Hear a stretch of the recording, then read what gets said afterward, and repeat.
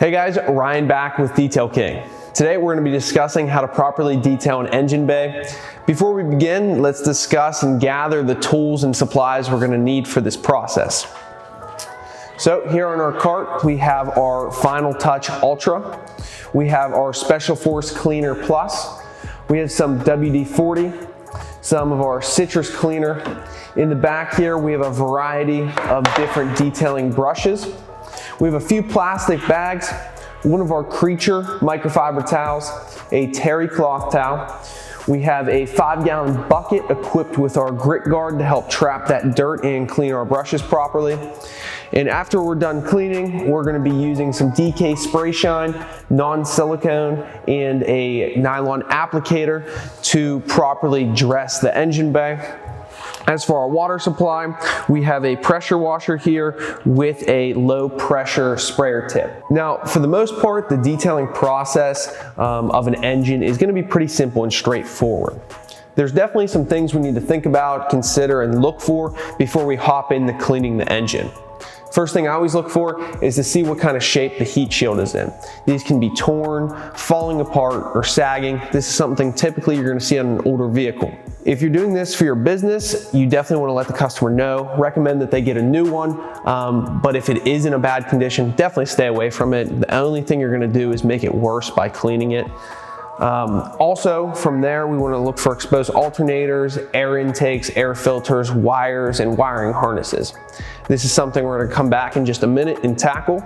On a little side note, we have had some problems in our past with the Ford Triton V8 motors. Their coil packs tend to let in a little bit of moisture, which leads to improper functioning down the road. And this could be something that could be a cost to you if you're doing this as a business, or if it's for your personal vehicle, it's just something you want to kind of stay away from. Definitely look into and research some dry washing techniques for an engine bay. Maybe that's something we can show you guys in a later video as well. So after taking a look at the engine bay, the next thing we want to consider is if we're going to be detailing this vehicle inside or outside. This is because we want to keep the painted surfaces around the engine wet at all times. We're going to be using an aggressive cleaner. An aggressive cleaner can stain or even etch the paint if it dries on those surfaces. Here, we're going to be detailing this engine bay inside, so it's going to give us a little bit more time before that surface dries. If you're outside, this is something you might want to mist the panels down 2 or 3 times. A little pro tip is adding a layer of some protection to the paint. This will also give you a little bit more time and a little bit more reassurance that it's not going to etch or stain the paint if it does happen to dry in some spots. In this case, this vehicle is ceramic coated, so we're not going to add another layer of protection as it's already protected to the highest ability.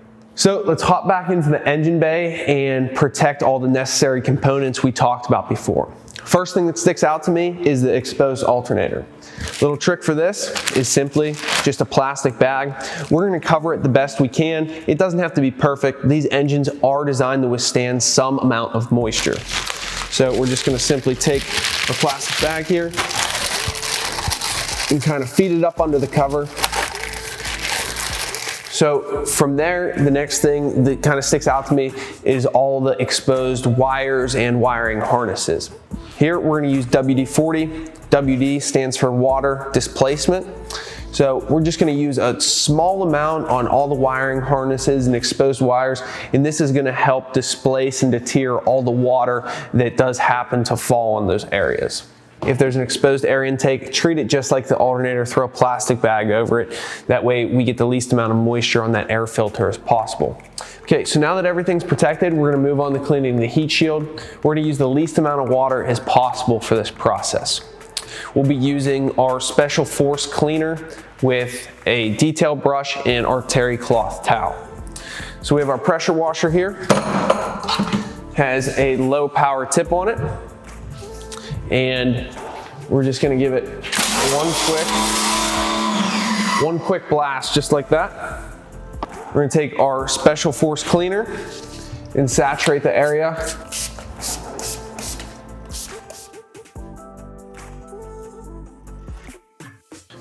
Damp detail brush.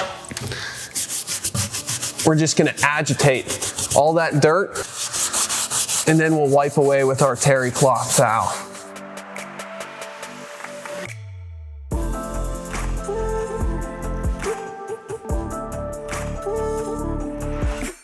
So as you guys can see, we pulled off a ton of dirt and grime. If your heat shield still looks dirty, you can repeat this process. Like I said earlier, just be very careful of the amount of moisture you do add to the heat shield. Now that our heat shield's clean, we're gonna move on to detailing the engine bay and the surrounding surfaces. So since we are gonna be using that aggressive cleaner now, let's wet down all the painted surfaces.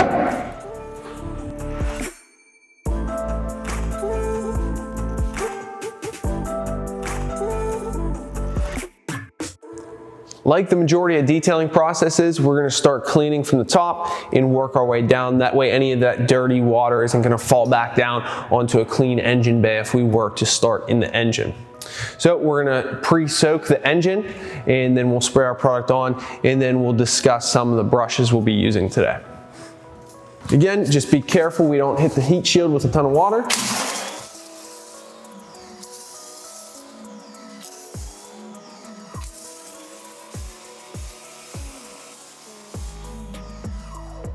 We are using a low pressure washer tip. You don't want to use a high pressure tip because that can force water into some areas such as the wiring harnesses and other electrical components that can lead to damage and problems down the road. So we're going to be using Detail King's Citrus Clean Wheel and Engine Cleaner today. It's a great cleaner that really lifts all that heavy dirt and grime. This is the product that I was talking about that is aggressive, and if used improperly can etch and stain the paint. So let's evenly cover the surface. This, we'll give it about 10 to 15 seconds to set up, and then we'll start agitating all that dirt. So I'm gonna break this up into sections. I'm gonna clean this area first, and then we'll move on to cleaning the engine. To detail this engine, we're gonna be using a variety of different brushes. To start, I'm gonna be using our soft bristle body brush. It's a flagged tip bristle, so it's aggressive enough to lift all that dirt and grime, but it's soft enough to where it won't scratch or harm any of the paint. So I'm gonna dip it in my bucket here. We're gonna start agitating all this dirt.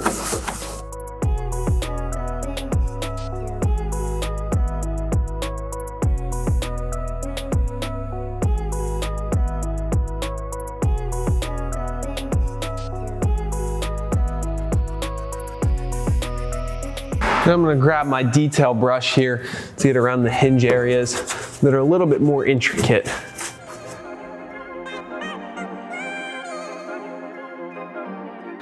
Okay, let's wet this down.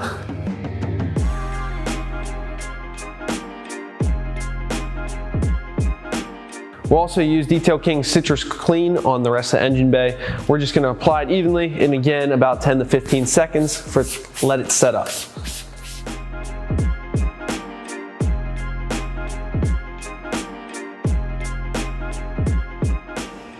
Engine bays have a ton of different small cracks and crevices. So I have a variety of different brushes along with the other ones I also used. Here we have Detail King's large cone brush. This will help me get down in any of the big open areas so I can clean a lot all at once. Detail King's radiator brush. This will help me get down in all the small fine cracks and crevices.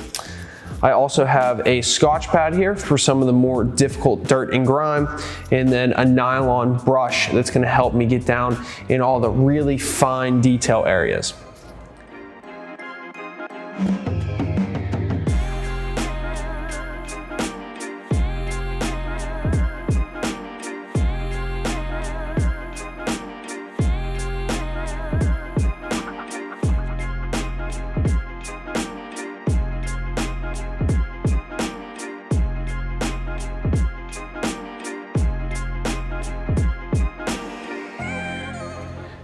At this point, we're done detailing the engine bay.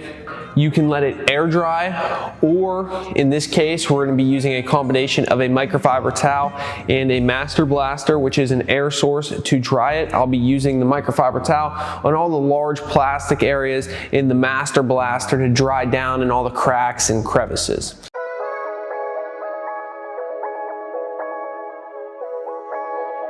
Now that the engine bay is cleaned and dry, we're gonna move on to the next step, which is dressing the engine bay. This is something you want to ask your customers about. Some customers prefer a natural plastic look over one that is dressed. The products we'll be using for this step is Detail King's non-silicone, a nylon applicator, and Detail King's DK Spray Shine. Now, the reason we use a non-silicone dressing is because it can foul the plugs, clog the sensors, and silicone actually has a flash point, meaning if the engine were to get hot enough, it could potentially catch fire. So we'll just apply a little bit to our applicator here. It's like 3 or 4 lines of dressing. I like to rub it in half both ways, just so it spreads the dressing out nicely. And we're gonna apply it to all our plastic and rubber surfaces. Now, you can always apply another coating of the dressing to achieve a higher shine, but it gives a nice sheen right off the bat.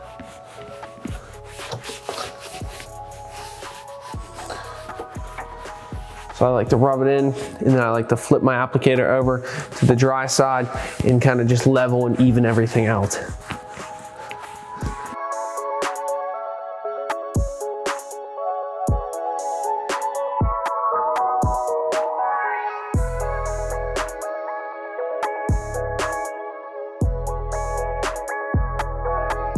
So we'll also be using our DK Spray Shine.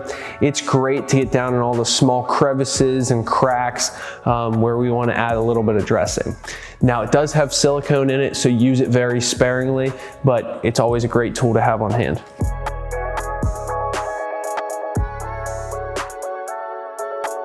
Well guys, there you have it. Now the engine bay is cleaned and dressed.